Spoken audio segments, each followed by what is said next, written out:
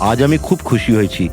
আজ যদি তোমার মা বেঁচে থাকতেন না, উনিও খুব খুশি হতেন। তুমি আমার জন্য অনেক কিছু করেছো বাবা, মায়ের অভাব কোনোদিন বুঝতেই দাওনি।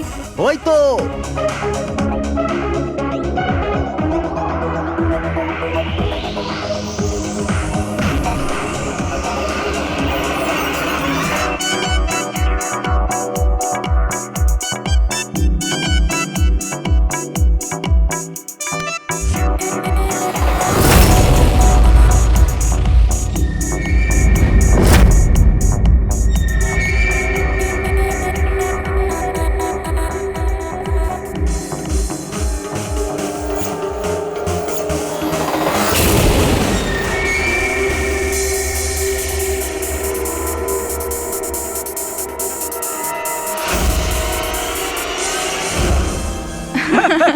কি যে বলো। এক্সকিউজ মি, ইয়েস, বিয়ের জন্য শুভেচ্ছা। Thank you so much. আপনার পরিচয়? আপনাকেও। Thank you. চিরাগ, আরে মিউজিক বন্ধ করো। বাবা বাবু, কি চিরাগ, কে করেছে এমন? বাবা ও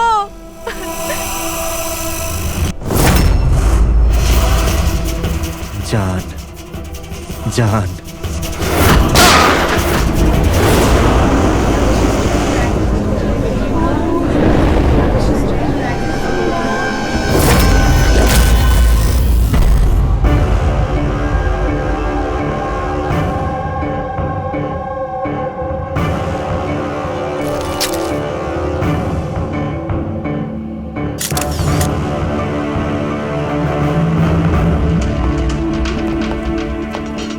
হ্যাঁ ফ্রেডি, স্যার, খুনটা এই করেছে আর নিজে আত্মহত্যা করেছে। আমি দুজনের বডি ফরেন্সিক ল্যাবে পাঠিয়ে দিয়েছি। জানতে পারলে সে কে? না স্যার, না আইডি পেয়েছি, না পার্স পেয়েছি, না মোবাইল। পাওয়া গেছে শুধু বন্দুক। ঠিক আছে, বন্দুক আঙুলের ছাপ তো পাওয়া যাবে। যদি সে পেশাদার খুনি হয় তাহলে আমাদের ক্রিমিনাল ডেটাবেসে পেয়েই যাব।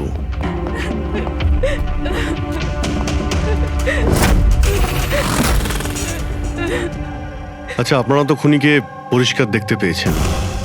কেউ কি চেনে তাকে? না স্যার, আমরা তো স্যার দেখিনি। কেউ চেনেন না ওকে? মানে ও বিনা নিমন্ত্রণে বিয়ের পার্টিতে এসেছিল? হ্যাঁ স্যার, হতে পারে গুলি যে চালিয়েছে ওকে একতরফা ভালোবাসে এরকম কোনো প্রেমিক হতে পারে। দেখা যাক। বুঝতে পারছি এই সময়টা সঠিক সময় নয় তোমার সাথে কথা বলার জন্য, কিন্তু আমাদের জন্য এটা জানা খুবই দরকারি যে চিরাগকে গুলি কে মারলো। আমি জানি না যে ও কে ছিল। আমি ওকে প্রথমবার দেখেছি। চিরাগও জানতো না যে ও কে ছিল। এলো আর গুলি চালিয়ে চলে গেল। ওর কি দোষ ছিল বাবা? অদ্ভুত ব্যাপার, একজন লোক অচেনা কারোর বিয়েতে ঢুকে তাকে গুলি করে, তারপর সে ওইখানে সুইসাইডও করে। কোনো মেন্টাল প্রবলেম নিশ্চয়ই। মানসিক অবস্থা হয়তো ঠিক ছিল না, আর কিংবা এর জীবনেই হয়তো কেউ কোনোদিন একে ঠকিয়েছিল। যেই হোক, এই খুনের ফটোগুলো সব সোশ্যাল সাইট আর খবরের কাগজে দিয়ে দিই। কেউ না কেউ তো চিনেই ফেল।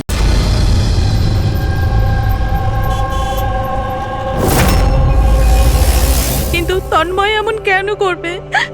পুনা থেকে মুম্বাই গিয়ে, তাও কোনো অজানা মানুষের বিয়েতে। এই কেনর উত্তর তো আমরাও খুঁজে বেড়াচ্ছি। আচ্ছা, আপনারা ওকে শেষবার কখন দেখেছেন? কাল সকালেই দেখেছিলাম, যখন ও কলেজের জন্য বেরিয়েছিল। আর যখন সন্ধে পর্যন্ত বাড়ি ফিরল না, তখন আমি ওর সব বন্ধুদের ফোন করেছিলাম, কিন্তু কেউ জানতো না ও কোথায়। আর আজ তাহলে আপনি মিসিং কমপ্লেন লিখিয়েছেন? হ্যাঁ স্যার, এই নিতে সময় বলল যে তন্ময়ের ছবি সোশ্যাল মিডিয়াতে ঘুরছে। ও, আপনারা তন্ময়ের বন্ধু? হ্যাঁ স্যার, শেষবার কবে দেখেছিলেন তন্ময়কে? কাল দুপুর 2টোয়। ওর বিহেভিয়ার কেমন ছিল? একদম নর্মাল ছিল। কেউ বলতেই পারবে না যে ও এরকম কিছু করার কথা ভাবছে। এই এই চিরাগ আর ওর গার্লফ্রেন্ড, চেনেন এদেরকে? আগে না। আপনি? না ম্যাডাম। হুম? না ম্যাডাম। তন্ময়কে ওদেরকে চিনতো? না আমরা জানতাম না, তন্ময় ওকে জানতো। খারাপভাবে নেবেন না, কিন্তু তন্ময়ের কোনো কিছু কি প্রবলেম ছিল? আই মিন, কোনো মানসিক সমস্যা ছিল? কোনো মেন্টাল প্রবলেম? স্যার, ওই তন্ময় আর ওর গার্লফ্রেন্ডের কিছু মাস আগে ব্রেকআপ হয়ে গেছিল। ও কিছুটা ডিপ্রেশনে ছিল। ডিপ্রেশনে ছিল? হ্যাঁ স্যার, না ভালো করে খেত, না ঘুমাতো, এমনকি আমাদের সাথেও কথা বলতো না, শুধু নিজের ঘরেতেই থাকতো। নিজের রুমে?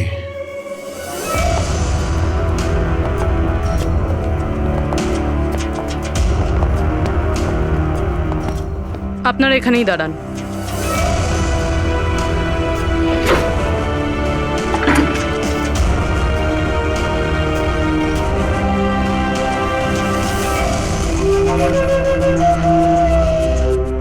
স্যার,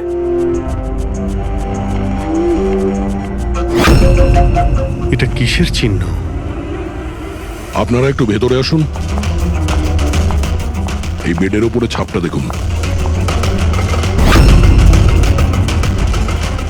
আমি জানি না স্যার, আগে কোনোদিন দেখিনি এই চিহ্ন। স্যার আমরাও দেখিনি। এই তন্ময় বেডে চিহ্ন এঁকেছিল, এই চিহ্নের সঙ্গে এই খুনের আবার কোনো সম্পর্ক নেই তো?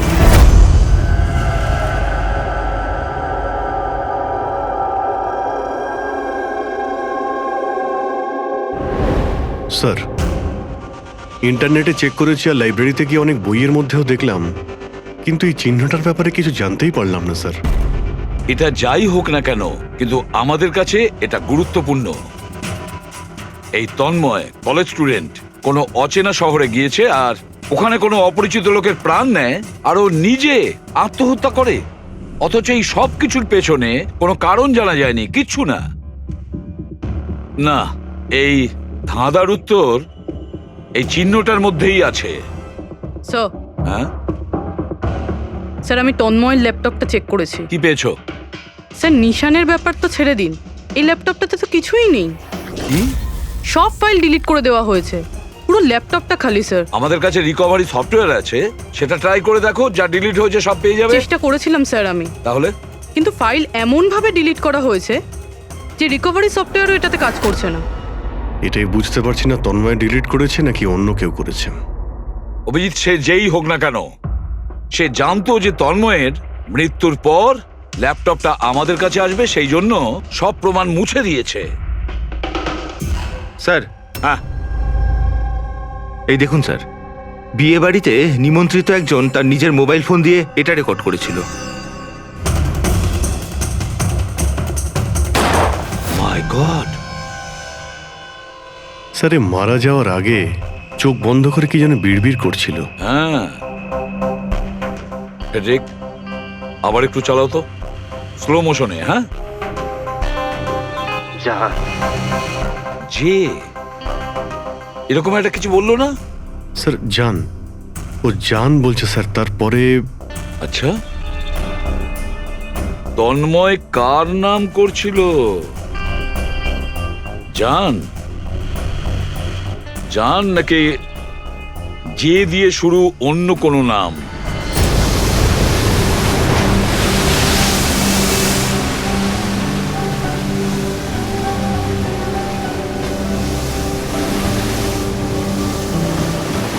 আরে আমরা কতদিন বাদে ঘুরতে বেরোলাম বল।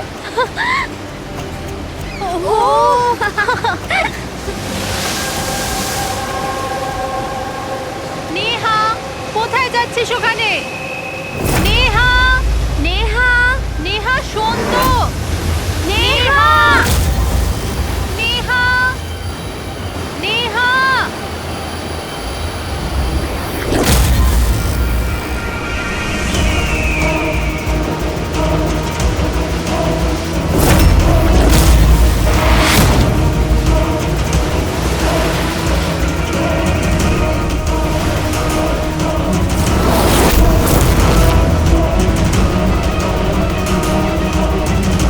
নেহা, আপনি আমাকে চেনেন?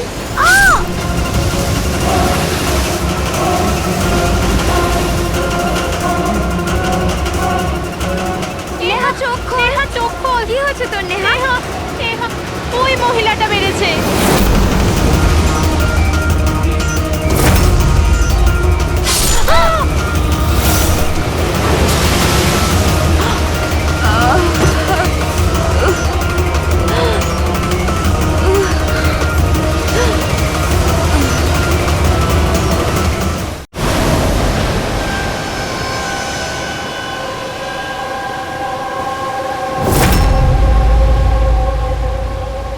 পঙ্কজ, ওই দিকটা চেক করো।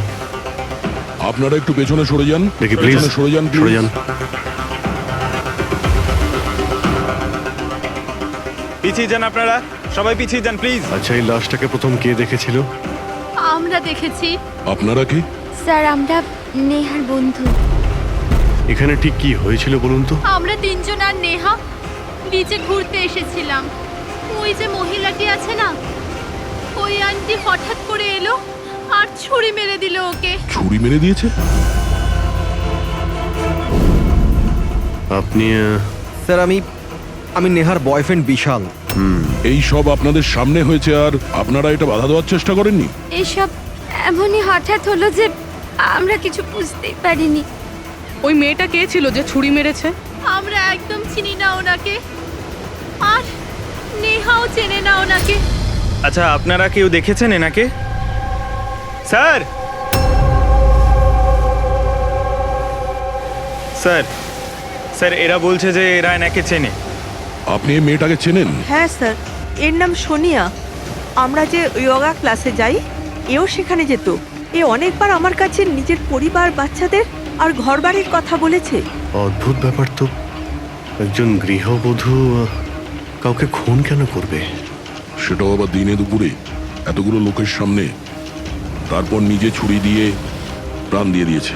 স্যার, এই কেসটা তো অনেকটাই তন্ময়ের কেসটার মতনই লাগছে। হ্যাঁ, সিমিলারিটি আছে, কিন্তু দুটো কেসের মধ্যে কোনো সম্পর্ক আছে কিনা সেটা পরেই জানতে পারা যাবে।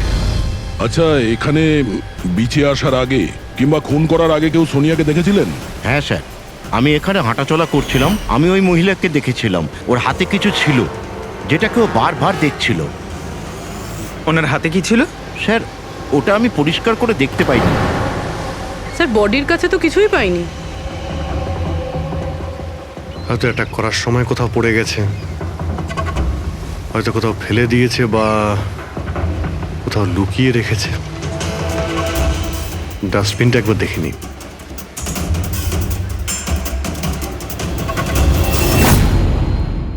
হ্যাঁ পুরবি, কিছু পেলে কি? স্যার, ডাস্টবিন থেকেই ফটোর টুকরোগুলো পেয়েছি, ওটাই জুটছি। 5 মিনিট। ঠিক আছে স্যার। হ্যাঁ স্যার, সোনিয়া যে কলোনিতে থাকে সেখানে গিয়ে জিজ্ঞাসাবাদ করেছি আমরা, কিন্তু ওখানে সবাই বলছে যে ও খুব ভালো আর দয়ালু মনের মহিলা ছিল। এর নাম সোনিয়া। এ অনেকবার আমার কাছে নিজের পরিবার, বাচ্চাদের আর ঘরবাড়ির কথা বলেছে। সে আজকে কাউকে খুন করলো? আরো একটা কথা জানা গেছে স্যার, 7 মাস আগে সোনিয়া 10 বছরের ছেলে কোনো একটা অ্যাক্সিডেন্টে মারা গেছে। তারপর থেকে খুব ডিপ্রেশনে ছিল। এই কেসটা তো একেবারে তন্ময়ের মতন কেস। তন্ময় ওই ছেলেটাকে মেরেছিল, তখনও ডিপ্রেশনে ছিল। তন্ময় আর ওর গার্লফ্রেন্ডের কিছু মাস আগে ব্রেকআপ হয়ে গেছিল। ও কিছুটা ডিপ্রেশনে ছিল। আর স্যার, সোনিয়ার যে ল্যাপটপ ছিল সেটা তন্ময়ের ল্যাপটপের মতো একদম খালি রয়েছে। বোঝো স্যার, এটা তো একদমই হতে পারে না যে দুজন সাধারণ মানুষ খুন করে আবার আত্মহত্যাও করে নিয়েছে। দুটো কেসের মধ্যে কোনো না কোনো সম্পর্ক তো নিশ্চয়ই আছে। হ্যাঁ স্যার, হ্যাঁ স্যার জুড়ে গেছে স্যার। নেহার ছবি এটা। মানে সোনিয়া নেহার ফটো দেখছিল বিচে বসে। এটার একটাই মানে দাঁড়ায় যে সোনিয়া নেহাকে আগে থেকে চিনতো না। তার মানে ও আগে কখনো নেহাকে দেখেইনি। তার মানে স্যার, এই সোনিয়া নেহার খুনটা অন্য কারোর কথা শুনে করেছিল। কিন্তু স্যার, কেউ মিডল ক্লাস বাড়ির একটা মেয়েকে মেরে ফেলার জন্য কন্ট্রাক্ট কেন দিতে যাবে? সেটাই তো বুঝে উঠতে পারছি না। সে যেই হোক না কেন, তন্ময়কে কন্ট্রাক্ট দিয়েছিল যে ওই ছেলেটাকে খুন করার জন্য, আর তারপরে সোনিয়াকেও কন্ট্রাক্ট দিয়েছিল নেহাকে মারার জন্য। তবে স্যার এই খুনিকে আমাদের তাড়াতাড়ি ধরতে হবে, না হলে জানি না হয়তো এরকম কাজ করতে আরো অন্য কাউকে বাধ্য করছে।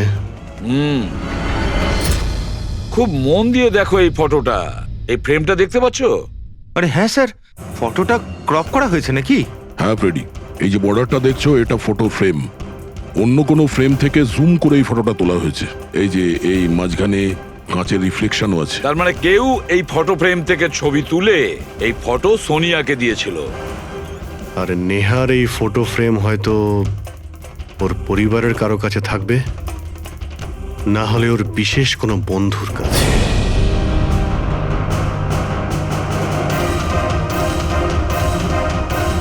স্যার, দুজন বন্ধুর বাড়িতে তো কিছুই পাইনি। নেহা 3 নম্বর বন্ধুর বাড়িতে দেখা যাক।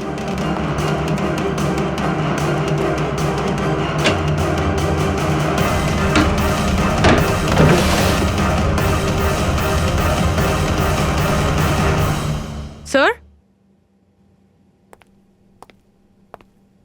হ্যাঁ পুরবি, স্যার এটা তো সেই ছবিটা।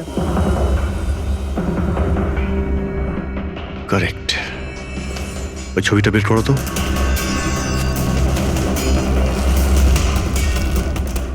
ফ্রেমটাও এটাই, আর এই ছাদের রিফ্লেকশনও এতে দেখা যাচ্ছে। তাহলে এই হলো সেই। নেহার খুন তো সোনিয়াই করেছে না? তো আমাদের সবাইকে কেন ডাকা হয়েছে? যদিও নেহাকে খুন সোনিয়াই করেছে, কিন্তু নেহাকে খুন করার জন্য সোনিয়াকে অন্য কেউ কন্ট্রাক্ট দিয়েছিল, অন্য কেউ। আর সেই অচেনা ব্যক্তি এখন এই মুহূর্তে উপস্থিত আছে আমাদের মাঝে। কেউ? সে তুমিও হতে পারো। তুমি তুমি নাকি মায়া তুমি? আমি কেন খুন করব? ও তো আমার বেস্ট ফ্রেন্ড ছিল। এটাই তো আমরা জানতে চাইছি মিস বেস্ট ফ্রেন্ড। কেন তুমি নেহাকে খুন করিয়েছো? হোয়াট? মায়া তুমি? হ্যাঁ, ওর ঘর থেকেই আমরা এই ফটো ফ্রেমটা পেয়েছি। আর এই ফটোটা থেকেই নেহার ফটোটা ক্রপ করে দেওয়া হয়েছিল সোনিয়াকে কন্ট্রাক্ট দেওয়ার সময়।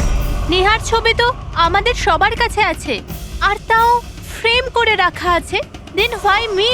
সেটা এই কারণে মায়া, বাকিদের কাছে যে ফটোগুলো আছে না, তাতে তোমার ঘরের ছাদ নেই, ছাদের রিফ্লেকশন।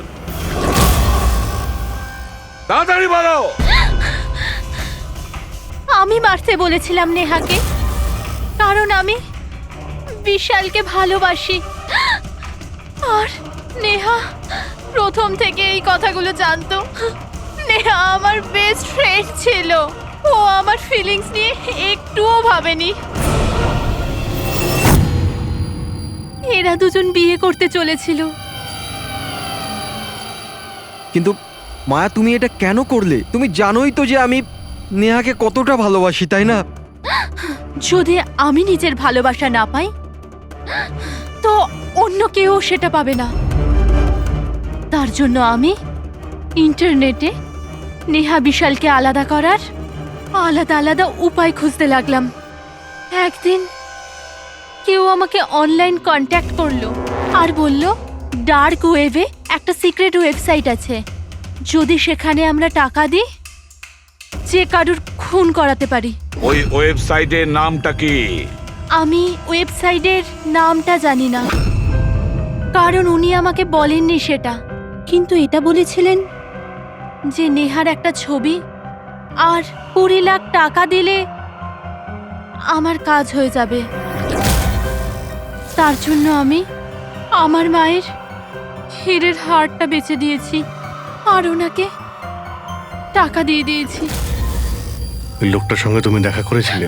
না স্যার, কারণ উনি বলেছিলেন ব্যাগে টাকা আর নেহার ছবি রাখার জন্য, আর আর রাস্তায় রেখে দিতে, আর স্পেশালি বলেছিল পেছন ফিরে না দেখতে। ব্যাস, আমি তো সেটাই করেছি। স্যার, এটা কেমন ওয়েবসাইট যেটা প্রকাশ্যে কাউকে খুন করার কন্ট্রাক্ট নিয়ে থাকে? জানি না, কিন্তু তন্ময়ের বাড়ি থেকে যে চিহ্নটা পেয়েছি ওই চিহ্নের সঙ্গে নিশ্চয়ই এই ওয়েবসাইটের কোনো না কোনো সম্পর্ক আছে। আমায় ক্ষমা করে দিন স্যার, আমার খুব বড় ভুল হয়ে গেছে। আমার নিজের বন্ধুকে মেরে ফেলা উচিত হয়নি। ভুল নয়, তুমি অপরাধ করেছো। ইন্টারনেটে এরকম অনেক কেউ আছে যে তোমাদের মতো বোকাদের কাজে লাগিয়ে টাকা ইনকাম করে। এদের থেকে সবসময় সাবধান থাকা উচিত।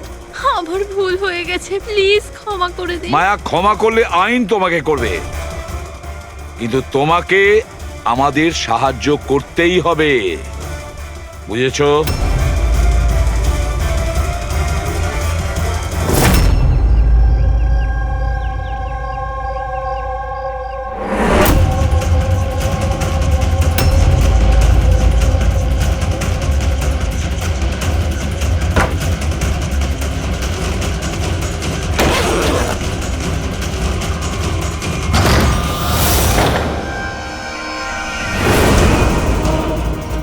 তোমার কি মনে হলো এই পুরো টাকা একাই খরচা করবে?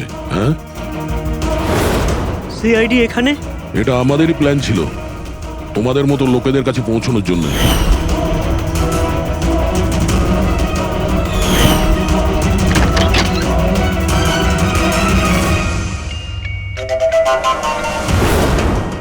এই, এই এই কি আছে? ছিল এ? মুখ খোল, মুখ মুখ খোলো। খোল। মুখ খোলো। এই এ তো মরে গেল। স্যার, এর নিশ্চয়ই কোনো বস আছে স্যার, ওই ওয়েবসাইটের যারা মানুষকে মারার কন্ট্রাক্ট নেয় স্যার। ও, মনে হচ্ছে এই ভয়েই ও আত্মহত্যা করে ফেললো। একটু দেখো এখানে কিছু পাওয়া যায় কিনা।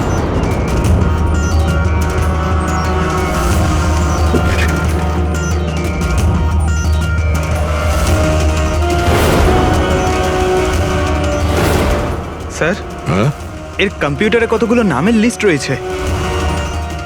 এই দেখুন স্যার, এই ডিপ্রেশন রিলেটেড একটা ওয়েবসাইট রয়েছে স্যার, যার মেম্বার এরা ডিপ্রেশনের ব্যাপারে একে অপরের সঙ্গে সব শেয়ারও করেছে। এই ডিপ্রেশনের রুগীদের ডেটা কেন রেখেছে?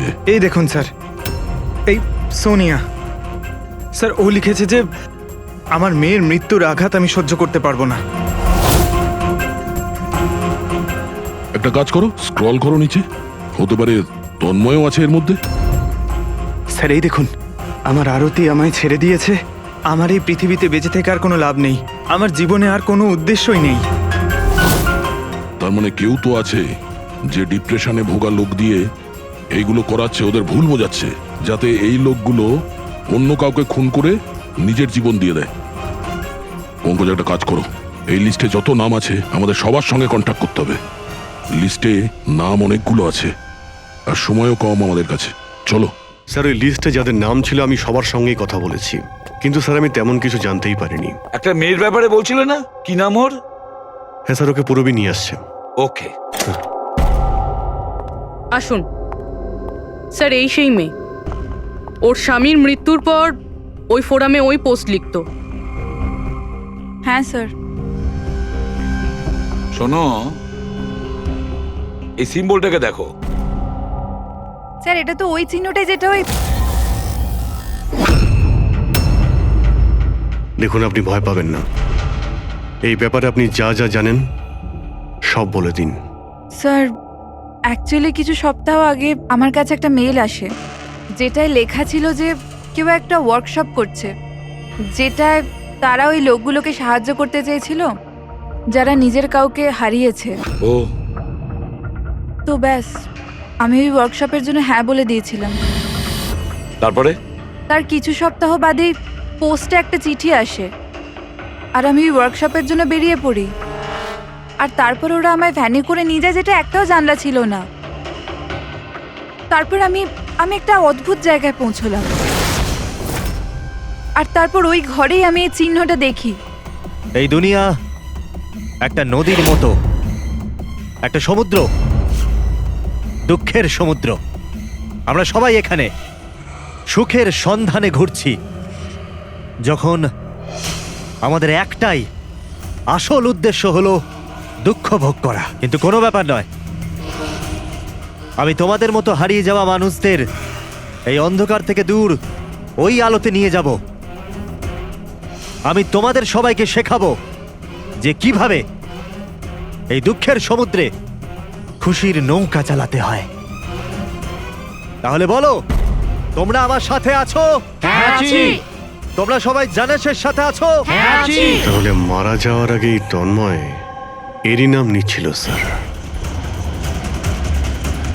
জান, এমন একটা লোক যে মানুষের মধ্যে অন্ধবিশ্বাস ছড়াচ্ছে, আর লোকে ওকে ভরসাও করছে, বিশ্বাসও করছে। স্যার খুব তাড়াতাড়ি ওকে আমাদের ধরতেই হবে। কোথায় নিয়ে গিয়েছিল তোমাকে? তোমার কিছু মনে আছে?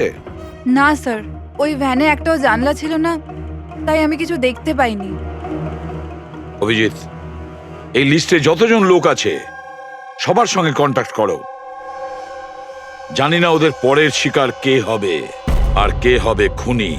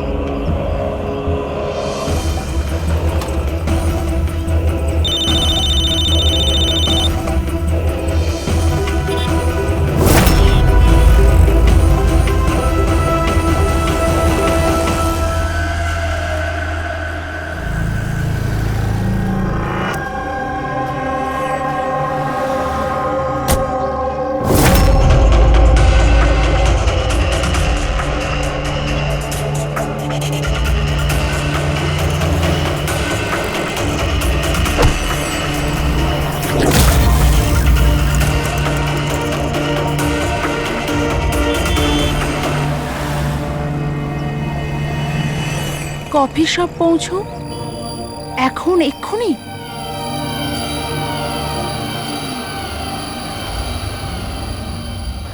আচ্ছা, ওরা তোমায় কোথায় নিয়ে গিয়েছিল, কত দূরে, কোথায়, কিছু কিছু মনে আছে তোমার? এত সপ্তাহ হয়ে গেছে যে আমার কিছুই ভালো করে মনে নেই। কিন্তু তোমার কিছু তো মনে আছে। ওখানে যেতে কতটা সময় লেগেছিল? আই থিঙ্ক আধ বা 1 ঘন্টা অ্যাপ্রক্সিমেটলি লেগেছিল। ও সরি সরি। স্যার, আমার আরেকটা জিনিস মনে পড়েছে, যে রাস্তা দিয়ে ওই ফ্যানটা যাচ্ছিল ওই রাস্তা অনেক গর্ত ছিল, আর ট্রেনের আওয়াজও শুনতে পেয়েছিলাম আমি। আচ্ছা, আর যখনই ট্রেনের আওয়াজটা শুনতে পেয়েছিলাম তার কিছুক্ষণ বাদে ভ্যানটা থেমে গেছিল। তাহলে তো আমরা সঠিক রাস্তাতেই এসেছি। এই নাও কফি খাও। আপনি আমাকে এখানে ডেকেছেন?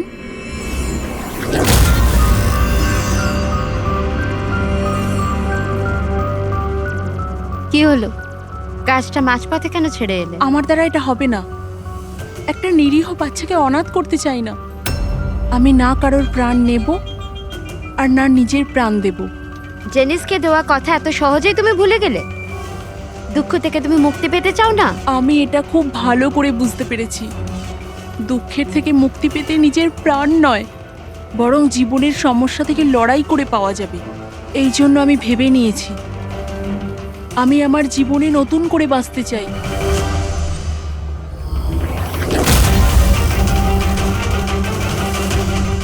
কেন নয়? জেনিসে তো এটাই বলতে চেয়েছিল যে সব মানুষের নিজের জীবনে নিজে চলার মতো অধিকার আছে। আমি তোমাকে টাকা দেব, একটা একটা নতুন শহরে নতুন জীবন শুরু করার জন্য। সত্যি থ্যাংক ইউ সো মাচ। শুধু থ্যাংক ইউ এ কাজ চলবে না, তোমার আমাকে কফিও খাওয়াতে হবে। আমি তোমাকে কফি খাওয়ালাম না, এবার তোমার পালা। কেন নয়? Waiter, yes ma'am. একটা coffee. Sorry ma'am, self service. Okay sorry, counter কোথায়? Okay thank you. You are welcome. আমি এক্ষুনি কফি নিয়ে আসছি। আমার স্পেশাল কফি চাই, 2 স্পুন চিনি আর হাফ স্পুন কফির সাথে। শিওর।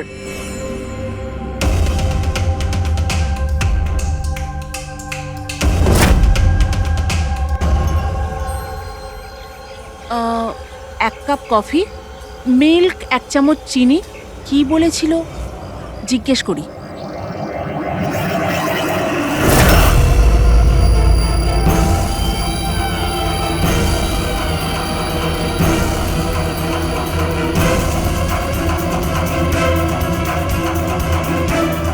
এটা কি মেশাচ্ছে আমার কফিতে? নিশ্চয়ই এটা বিষ হবে।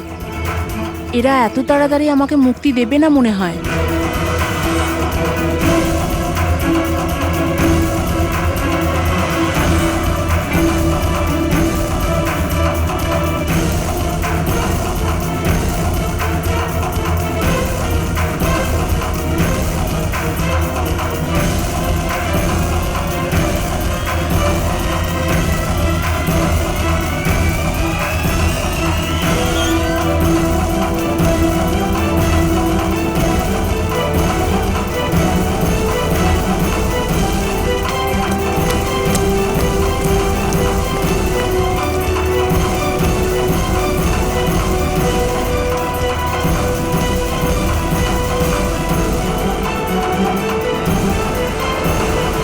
হ্যালো, একটা খারাপ খবর আছে। মিশন ফেল হয়ে গেছে, ওই মেয়েটা পালিয়ে গেছে। কোনো ব্যাপার নয়, দুনিয়াটা এত বড় নয় যে কেউ জানাসের হাত থেকে পালাবে। সবাইকে কাজে লাগিয়ে দাও, প্রত্যেককে মেসেজের সাথে একটা করে ফটো পাঠিয়ে দাও। আর হ্যাঁ, 1 ঘন্টার মধ্যে আমি ভালো খবর শুনতে চাই। খারাপ খবর নয়, অনন্যার মৃত্যুর ভালো খবর। স্যার, এই রেলওয়ে ট্র্যাক্সের কাছে তো এটাই শেষ জায়গা। বেশিরভাগ সময় শেষ জায়গাতেই সাফল্য পাওয়া যায় পূরবী।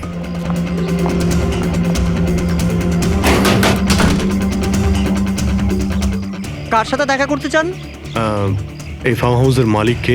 মালিক তো বিদেশে থাকে, আমি এখানকার কেয়ারটেকার। তাহলে ফার্ম হাউসটা একবার দেখে নি।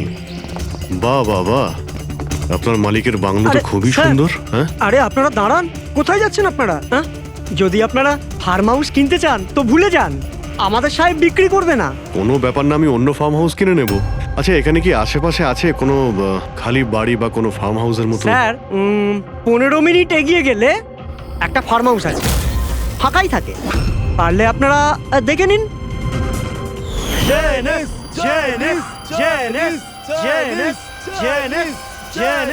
Thank you.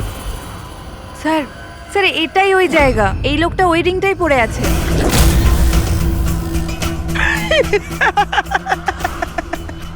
তোমাদের কি মনে হয় আমি তোমাদের চিনতে পারিনি? আরে তোমরা সিআইডি অফিসার, আমি দূর থেকেই তোমাদের চিনে ফেলেছি, বুঝেছো? খুব বড় ভুল করেছো আমাদের চিনে ফেলে। তোর মালিক কোথায় বল, কোথায় পাবো ওকে? আমি জানি না স্যার। ওর পার্টি কোথায় হয়? নিচে এখানকার হল ঘরে হয় স্যার। এর পরের টার্গেট কে? আমি জানি না স্যার। তোরা কাকে খুন করতে চলেছিস? বলছি স্যার, বলছি।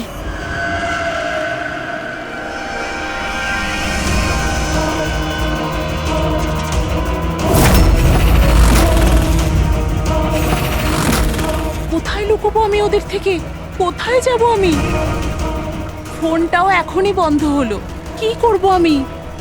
ভিড়ের মধ্যে চলে যাই, তখনই বাঁচবো আমি।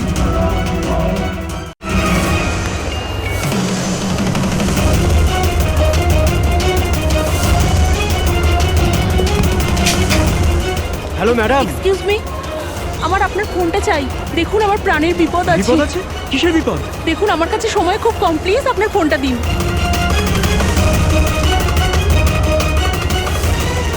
ফোনটা তোলো।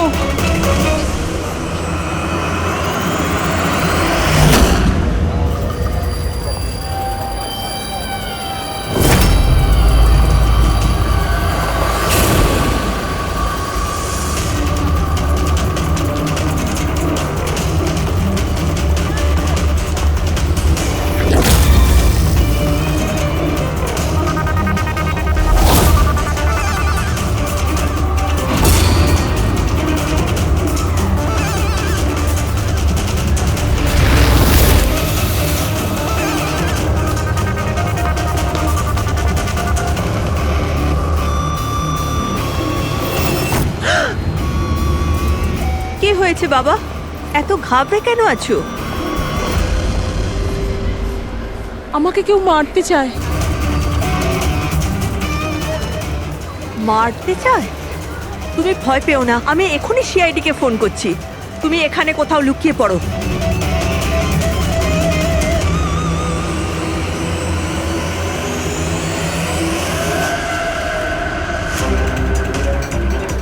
Sir sir sir sir sir আমি আপনাদের ফোন করেছিলাম। এই মেয়েটাই ছিল? হ্যাঁ স্যার, এই মেয়েটাই ছিল। মেয়েটা কোথায়? স্যার একটু আগে তো এখানেই ছিল, এখন জানি না কোথায় গেল। Thank you. হ্যাঁ। চলো আমরা খুঁজে দেখি।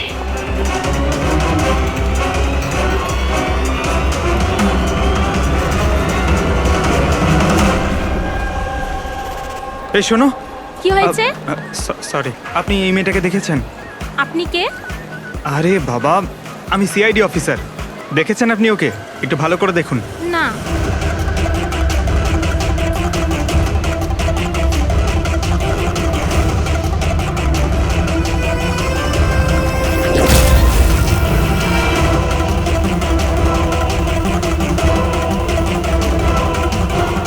স্যার, কেউ দেখেনি স্যার। গেল কোথায় ও? এক্সকিউজ মি, আপনারা কি সিআইডি থেকে? হ্যাঁ, আমি একটা মেয়েকে দেখলাম, ওর প্রাণের ঝুঁকি আছে। কোথায় ওই মেয়েটা? ও এক্ষুনি বাইরের দিকে গেল।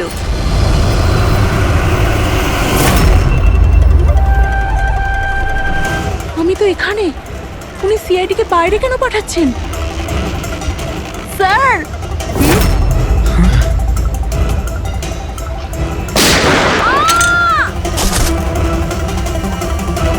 তুমি ঠিক আছো? ওর কার হয়ে কাজ করো তুমি? জানিস কোথায় আছো? হ্যাঁ, তোমরা ওকে আসল জীবনে কেন কখনো স্বপ্নেও খুঁজে পাবে না। তাই স্বপ্নেও পৌঁছতে পারবো না?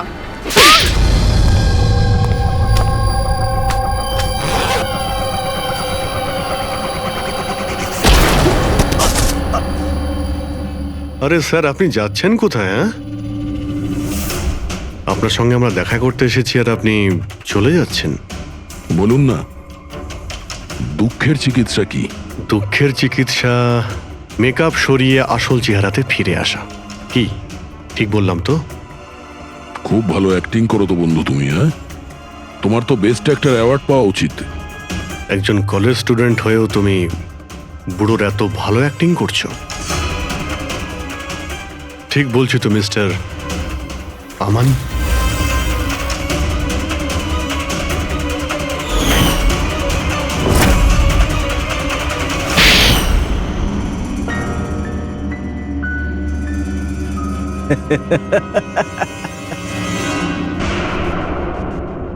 Thank you. হ্যাঁ, ওই যে অ্যাক্টিং এর প্রশংসা করার জন্য। আমি শুধুই কলেজ স্টুডেন্ট নয়, আমি একজন সাইকোলজি স্টুডেন্টও।